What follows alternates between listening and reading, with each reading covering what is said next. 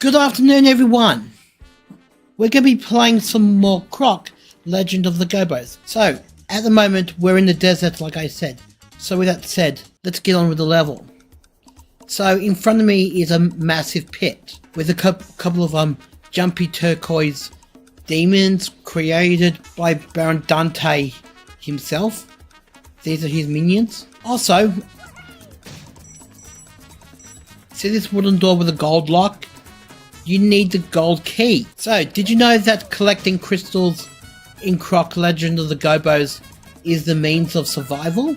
Anytime you take damage, the crystals will spill away. You press Y to attack. We're in the caves at this very moment and you are surrounded yourself with a pit of tar.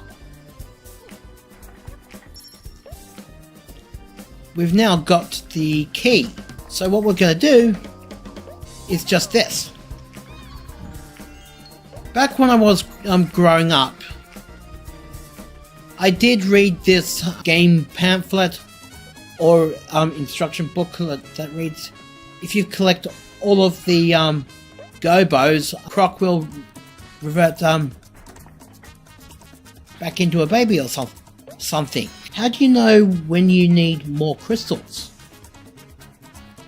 Well, you need more crystals every time you take damage from a monster or a bad guy. It's kind of cliched from the Sonic the Hedgehog franchise. You know,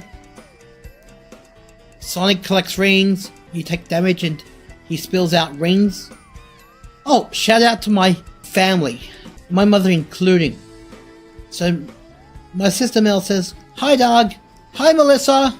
The balloon in this game takes you back of where you enter the cave. Or basically anywhere.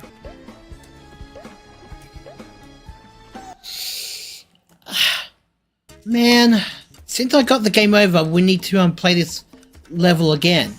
And I just happen to feel that this is going to be a hard world, or tough. My sister happens to say the game creators love their sand dunes.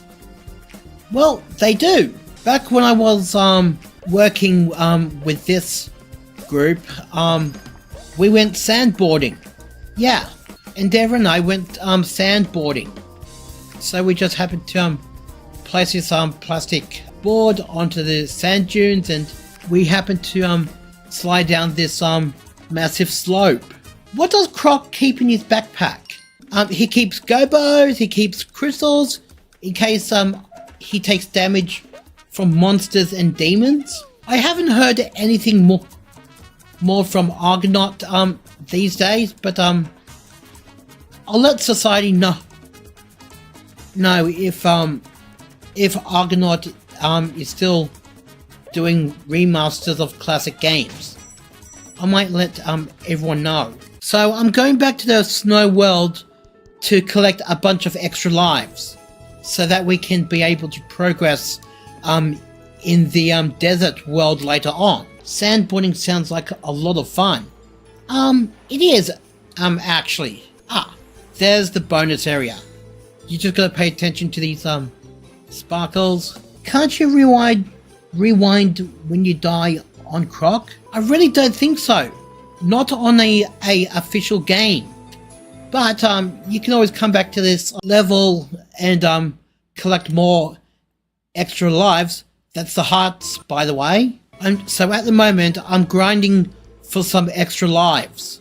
Oh, and by the way, I'm looking forward to going to my new respite because they have tons of fun activities there.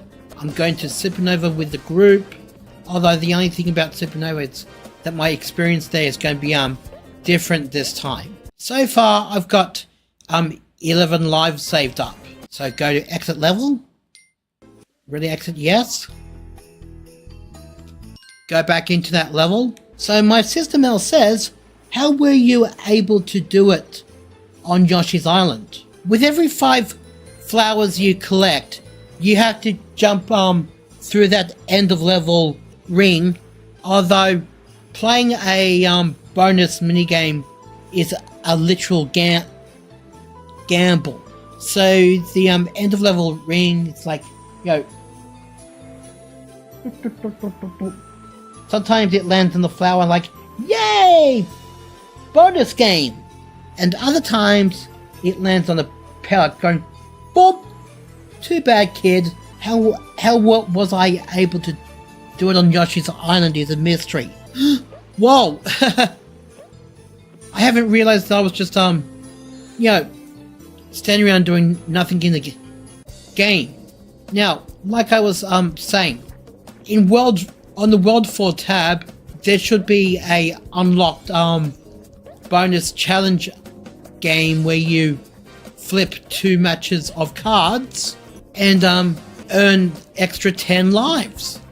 Now, isn't that great?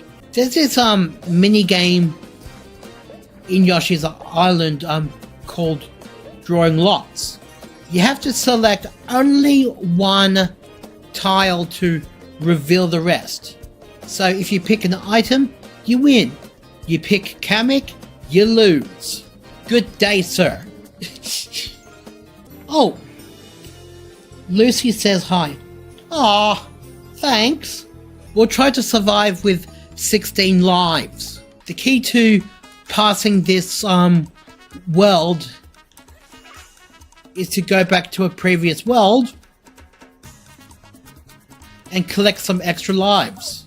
I like that Willy Wonka reference. Good day, sir. It's like in Croc, Legend of the Gobbos, that if you happen to flip 2 random items on the minigame twice, you lose. But if you happen to flip 2 matches and all of it, you might actually win. I meant how were you able to rewind Yoshi's Island? Oh, that. Allow me to explain. Please explain. Here I go. It's because Yoshi's Island for Super NES is on Super NES Online, and all I did is tap both the L and the buttons like so, and pick desired setback you want to correct. My friend Gabby said that you are a nice guy. Oh, thanks.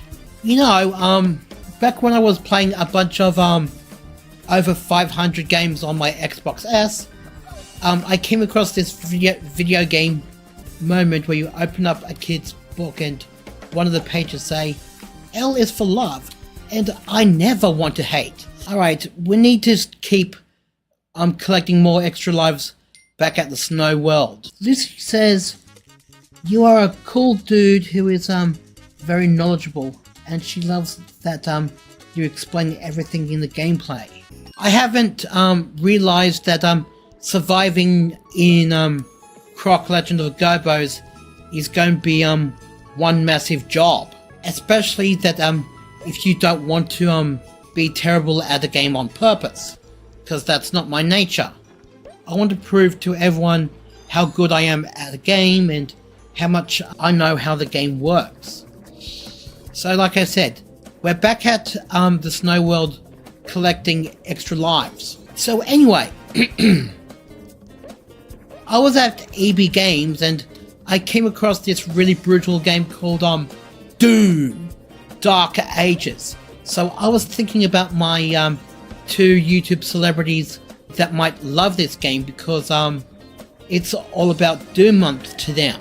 So I did a pretty good job not to mention names because that would risk their lives. Back when we were different people, I was into Duke Nukem on the discontinued Xbox 360. It takes place in an apocalyptic world where you fight a bunch of mutant bad guys. But nowadays, I just go to playing innocent games like this that give me some challenge. Just when I thought that I refused to learn a new skill, like doing research before I purchase a game, I was in a dinosaur world in Funko Fusion, and there was this one video game moment that that there was random items up in the air just slightly, and the game just started to lag, like I'm scared that the game will crash. Melissa Metafiglio says, can you swim in freezing water? Well, yes. No. Well, yes, but no. Yes, Croc can swim in freezing water. You gotta find these occasional areas where you're allowed to swim. No, Croc can't take a dip into this kind of water because it's got nitroglycerin. Oops, not like nitro. What's a chemical that causes water to freeze? Ah, yeah, liquid nitrogen. Yeah, there's a difference between liquid nitrogen and actually water that Croc can swim. I imagine that this is liquid nitrogen, right? Dead. Let's try to collect some more lives so that we can keep trying the desert world again and again and again. So unfortunately, 2 lives won't be enough to survive in the game. If Banjo-Kazooie were to take damage, the notes would just spill out of their body. In the Xbox 360 game Banjo-Kazooie Nuts and Bolts, that game wasn't bad. It wasn't too bad as everyone thought. You can build your own vehicles, try visiting every segment of each world to perform some kind of challenge, or to get machine parts in Banjo-Kazooie Nuts and Bolts. You might have to literally search everywhere for these pink crates. Now, the pink crates contain machine parts for your vehicle. Floaters, wings, folding wings, propellers.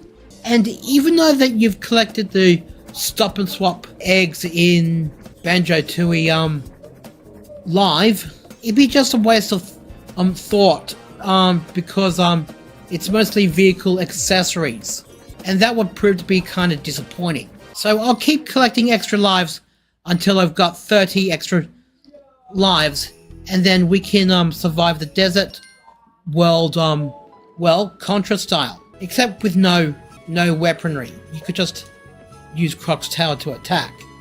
I mean, you get what I'm saying, right? Let's try surviving with 31 lives this time. How will you get more lives? Well, I get more lives by returning to the snow world and pick the level that reads, I snow him well. There's this door that you go through, and then you look for this orange spark that takes you to the bonus area. Now, in front of you is 5 hearts, right? So I've got plenty of extra lives that will keep me going. Hey, jelly trampolines! Doing, doing, doing. Well, I used to play Croc on the Game Boy Color a Prince of Time ago. Sadly, it was a 3D top-down game, and you're unable to tell which area goes to what exactly. Haha. So the next level is World 3 Level 2, Mud Pit Mania. So, you're surrounded with a mud pit which is boiling hot for Croc. I call it a pit of tar because it's got the browns and the blacks of the mud or tar, whatever. Hey Doug, does this music make you want to do the rumba? Sometimes. You know, these dark caverns remind me of a PlayStation 2 game called Pac-Man World 2. There's this cavern that's infested with puka, you know, the basic monsters from Dig Dug. Now, who says that water conducts electricity? Science, that's whom. And this is one of these occasional moments where Croc can swim, because I found an area with a underwater tank of some kind. What's your favorite part of this game? Well, mostly the dark caverns, because you're going to be needing to collect every single fairy in a jar in order to get past this level. World 3, level 3. Going underground. I don't mind timing platforms such as this because it's an every game challenge. The only thing I'll hate is the backtracking moments of Croc, Legend of Gobbos. So in front of me is a wooden door that you need a gold key.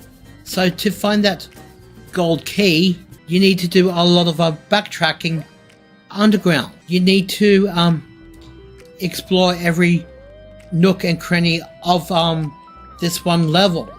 One thing I gotta love about Croc sometimes is the all direction platform. Now that all direction platform allows you to move anywhere that you want, anywhere that you desire.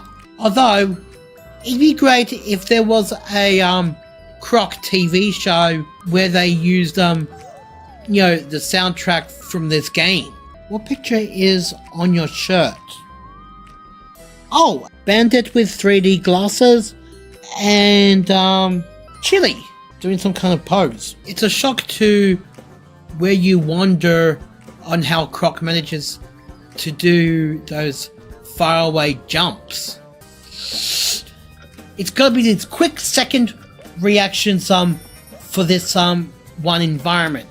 The all direction platform, which is purple, and it's got turquoise crystal arrows, meaning you could move in any direction you desire.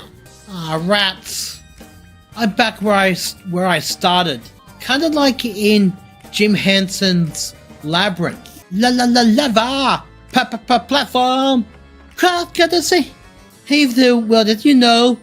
Oh, look at him go, just run and hop, just hopping along. Go! Platform! Croc's gotta save the world as you know. Oh, look at him go, run and hopping along. Watch out for the lava! Man, this is a labyrinth, literally, and everything is unpredictable at best. I might be surprised if my family can be some kind of a labyrinth master. I'm just saying. Here we go. Your friends and family can be true labyrinth masters if they've happened to grow up with a show called Jim Henson's Labyrinth. We will be exploring the labyrinth zone. Okay, we're up to the third world boss called the Deadly Tank of Neptuna. So it's an underwater level. There are some underwater monsters that does a lazy job to attack me, or maybe I'm just evading them. Melissa says, I know crocodiles are related to dinosaurs. That doesn't mean you have to burn poor Croc. Well, I'm really sorry. I'm sorry about that, but it's not in my nature to die on purpose. The water is soothing him. With soothing water comes deadly barricades, such as this one. This is some kind of shocking development with these water levels. This is the boss Neptuna. Oh, hi Sammy! In the middle of a boss named Neptuna. You can tune a piano, but you can't tune a fish. Oh! Swim as a croc. Man, how did I defeat Neptuna on my first go? I'm sure I was able to defeat Neptuna on my first go when I started playing this remaster. The character designs are very goofy. Yes, they are, Sammy. Croc breathing underwater reminds me of a game called Banjo-Kazooie, where that if you're feeling that you're running low on oxygen, try collecting some bubbles to regain some. Or otherwise, as soon as possible, try heading for the for the surface. I just don't understand why there are some knockoff cartoons that try to rival successful animated movies. Okay, that's a very good idea to end the stream at. Possibly next time I might be able to defeat Neptuna. Anyway, this has been a blast with my friends and family joining the chat, and I'd like to thank my family and friends for that. So, see ya!